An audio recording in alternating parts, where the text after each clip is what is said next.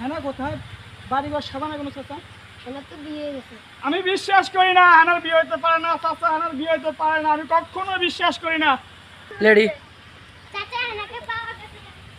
কোথায় বাবা, কোথায়? হেনাকে পাওয়া গেছে বলে?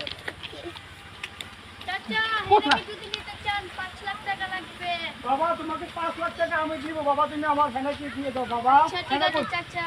আচ্ছা আমি তোমাকে আমার ব্যাগ থেকে 5 লক্ষ টাকা দিচ্ছি বাবা, তুমি আসো আমার হেনাকে দাও। ধরো বাবা, আমার এখানে 5 লক্ষ টাকা আছে, তুমি আমার হেনাকে দিয়ে দাও বাবা।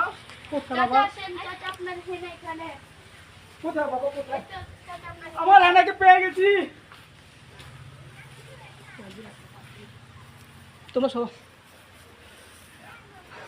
আমার হেনাকে পেয়ে, তোমাকে এখানে কে আনছে হেনা? আমাকে রেখে চলে গেছি। আমি চলে যাই না হেনা, তোমাকে কে আনছে বলো? কে আনছে? আমি তোমাকে ছেড়ে চলে যাই নাই, আজকে তোমাকে আমার বাড়িতে নিয়ে যাব।